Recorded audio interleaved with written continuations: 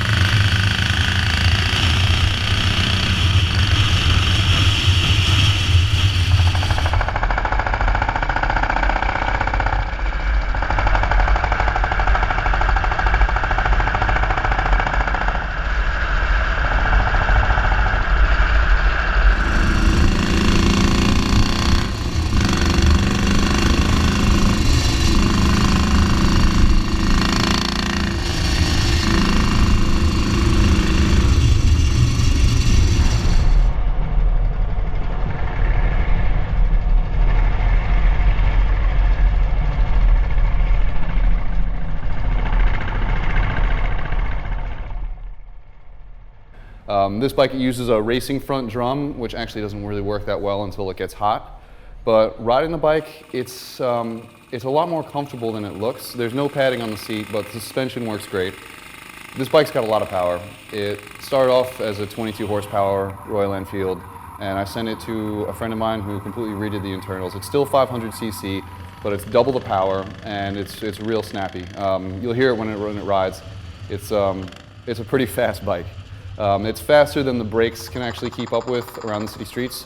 The brakes are really designed, especially the front brake, is designed to work at a higher temperature. So until you really get on the brake a few times and bring the drone to temperature, it's a little scary, but it's a really neat bike to ride.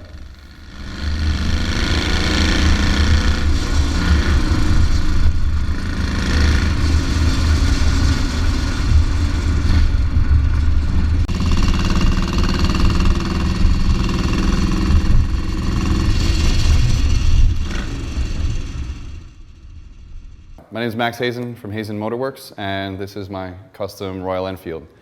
This is the first real custom bike that I built. I built a handful of other bikes, but this was the first one where I started 100% from scratch. I got an idea to build this bike. I saw my sister's pictures from a trip to India, and she rode a Royal Enfield around. And so I bought one of these, bolted the engine to a stand, welded it to the table, and drew the entire bike around it from scratch. So pretty much every single part of the bike was made from either a bar or a tube of steel or sheet metal.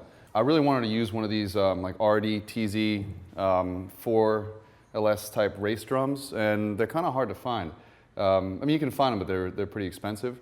So I actually went on VFT and found a guy out in Colorado who had a few of these in his barn, and that was the basis, for the front end, and it was this crazy mechanical looking thing. So I designed this front end just from my imagination. It was a unique design for me. I'd never seen it before. It started off actually as just these two pieces here, but then after riding it and there was some flex in the front end, I wound up adding a third piece on either side. But yeah, it's kind of like a Springer front end. Actually has just a coilover up here, and it's a good working piece. It looks a little crazy. Everyone always looks at this tight space here and like, oh man, it must rub, but it actually moves up and down with the front end, and that's what connects that part. This is more of a racing application, so it works, but it doesn't really work that great until it gets hot. But you can see it's fully functional, 4-shoe. It's a little on the heavy side, but I mean it's a pretty lightweight setup with the rims, and everyone always gives me shit about the Firestones. Like, oh man, you can't go fast on Firestones and all that, but I've got a bike with slicks on it, to go fast, and this just isn't that. This is still the same as it was in the 1950s. The internals of the engine have been redone, different piston, connecting rod, cams, everything. So it's It's good for about 40 horsepower, and it's got a modern carb on it. But this is the first bike where I really made everything from scratch, and so all this linkage here, and these all started out as just, this is a bar of 3/8 steel, and there's a lot of sanding, and this was just steel rod. But it's a cool bike to ride. It's a right-hand shift, just like the old English style. They brought these into the U.S. and had this really convoluted conversion system to try and put the controls back where they are on most bikes, but it actually works a lot better like this. Yeah, it's got a flat slide Mikuni on it, real free-flowing headwork on there.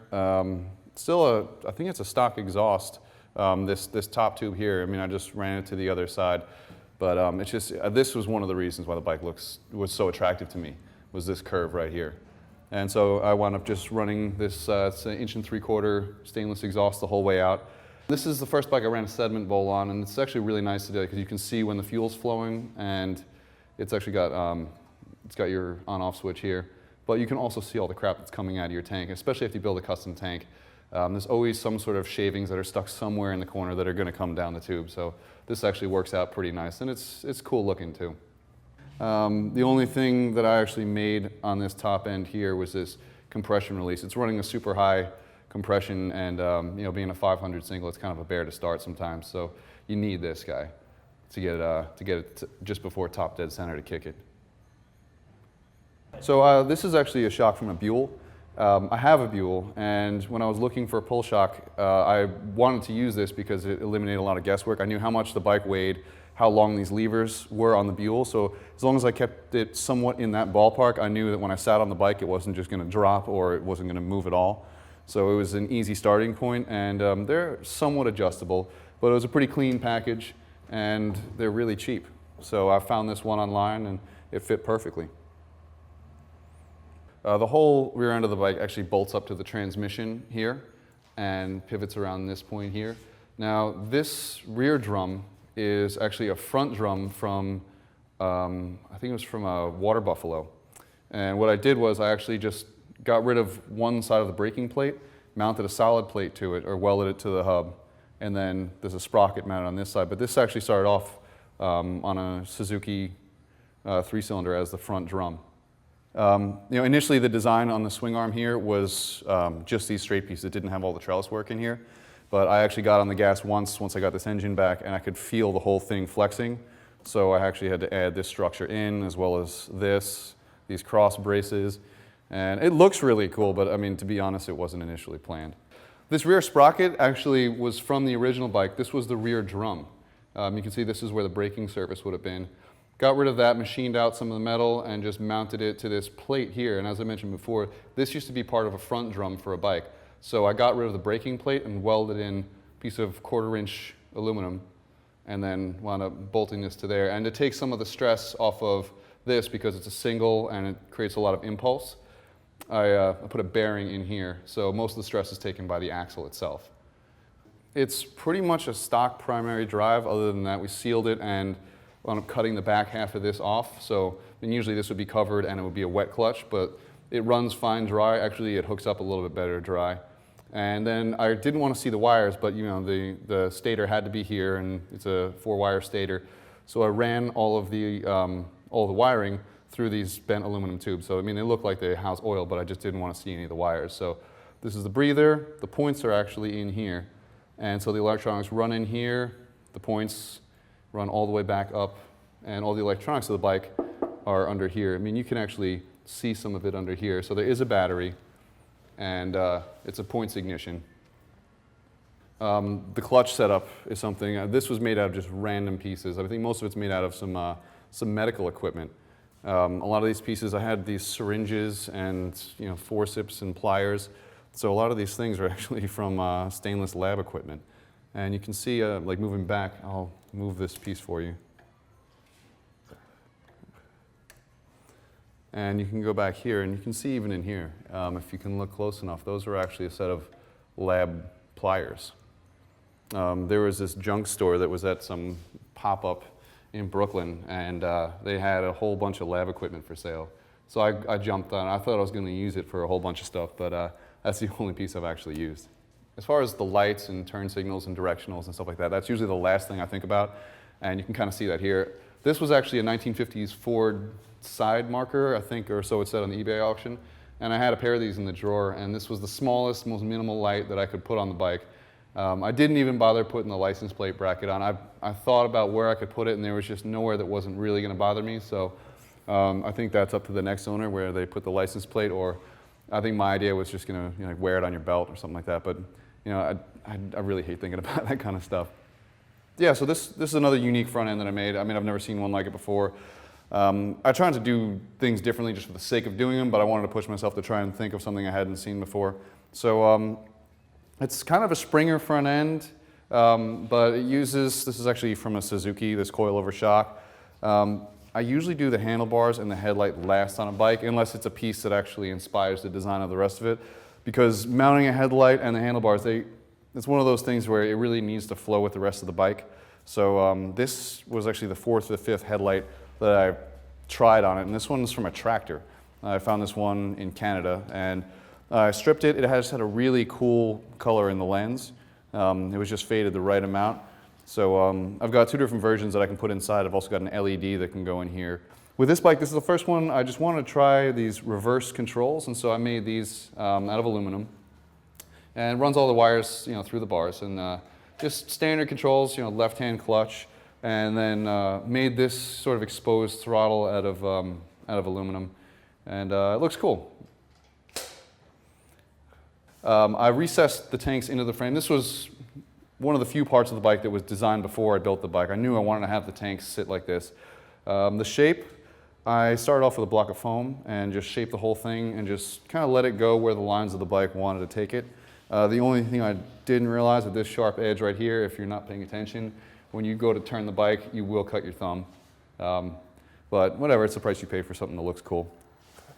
And yeah, like I said before, holds probably about 3 or 4 gallons of gas. Both sides of the tank hold fuel. This one has a cutaway on the inside to house all the electronics. It's got the regulator, rectifier, battery, coil, everything is all in this side of the tank. So this is the part of the bike that everybody notices, and it's also the first part of the bike that everyone touches. This is mahogany with maple inlays. I actually just refinished this wood again last week for the 4th time. It was something that I didn't really think about but should have known. Wood shrinks, metal doesn't, so once in a while you'll go and touch this and you'll feel this spine sticking up. It's perfectly smooth now, but it's been refinished 4 times now, and you leave it for about a year and you come back and you can feel this ridge right here. So I had to refinish the whole thing. But yeah, it's more comfortable than it looks. I didn't try and factor in any bit of practicality in this bike at all. I wanted to build something that I wanted to build, and I didn't really think about comfort or rideability, and that came afterwards. And it actually is comfortable and rideable. So a lot of people ask me if this seat gets hot, and wood doesn't really conduct heat that well, and there's enough of a space between the actual exhaust and the wood that it doesn't burn you. But no, it's kind of a unique thing, and I didn't mean to build a series of bikes with wooden seats, but when I've gotten to that stage of the build, I try it out, and it seems to have fit the last 3 bikes that I've made. So comfort isn't at the top of the list, but it does look cool.